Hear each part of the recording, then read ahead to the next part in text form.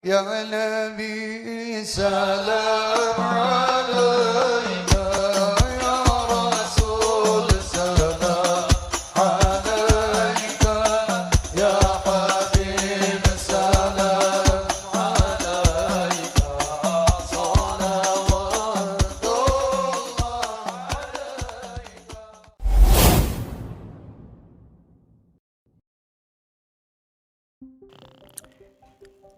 Sunan Gunung Jati atau dikenal sebagai Syekh Syarif Hidayatullah adalah salah satu dari 9 anggota Wali Songo. Orang yang dipilih oleh Allah sebagai penyebar agama Islam ini telah mensyiarkan Islam di daerah Cirebon dan sekitarnya.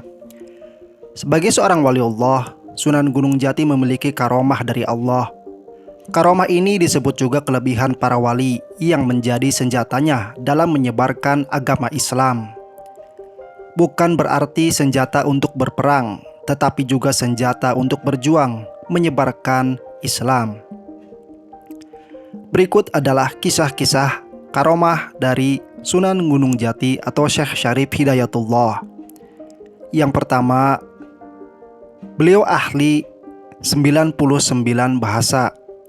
Karomah Sunan Gunung Jati yang pertama yaitu sebagai sang ahli bahasa. Dikatakan bahwa Sunan Gunung Jati menguasai 99 bahasa. Bukan bahasa dunia, melainkan bahasa lokal atau bahasa daerah di Indonesia. Baik di daerah pelosok desa, Sang Sunan sangat memahami bahasa-bahasa daerah tersebut. Kemampuan ini digunakan beliau untuk menyebarkan agama Islam hingga ke wilayah pelosok atau daerah terpencil sekalipun. Karomah yang kedua, beliau ahli dalam berbidang politik.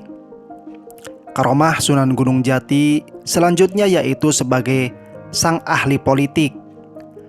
Pada masa kejayaannya, Sunan Gunung Jati juga dikenal sebagai ahli dalam bidang politik. Dalam menyebarkan Islam dan mengembangkan wilayah Cirebon, Sunan Gunung Jati dapat meruntuhkan kerajaan induk besar seperti Pajajaran hingga mengusir Portugis di Selat Sunda, dibantu kerajaan Demak. Tentunya jika wilayah Selat Sunda dikuasai Portugis, kerajaan Islam akan melemah.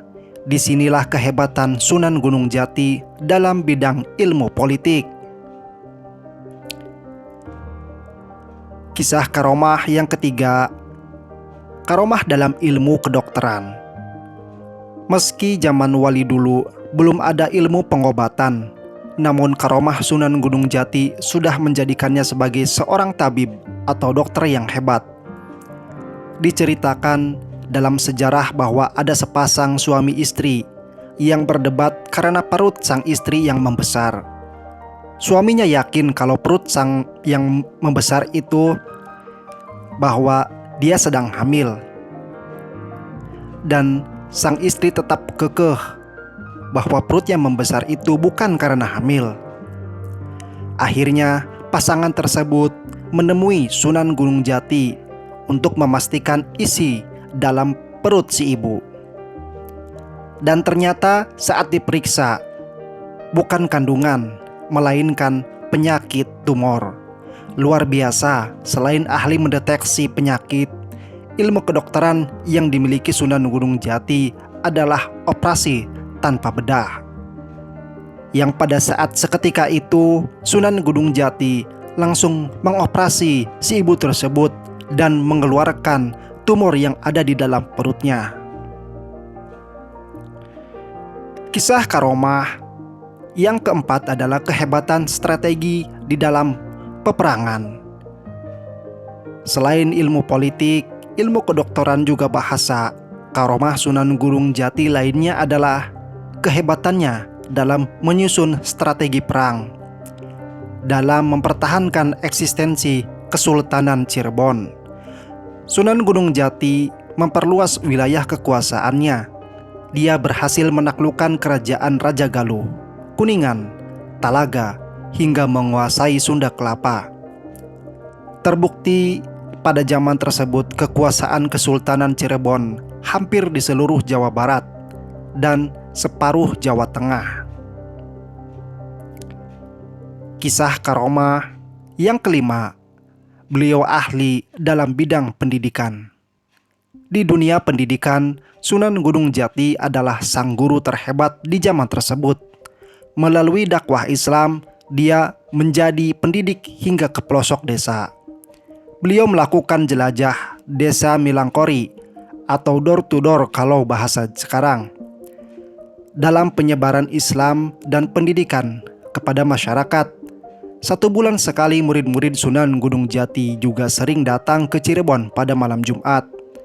Datangnya murid-murid Sunan Gunung Jati setiap malam Jumat, mereka mendengarkan pengajian. Kegiatan rutin mereka itu dinamakan Sebakliwon. Tradisi itu saat ini masih ada, tapi bukan mendengarkan pengajian lagi, melainkan ziarah kubur ke makam Sunan Gunung Jati. Itulah karomah wali Sunan Gunung Jati atau Syekh Syarif Hidayatullah yang bisa kami ceritakan.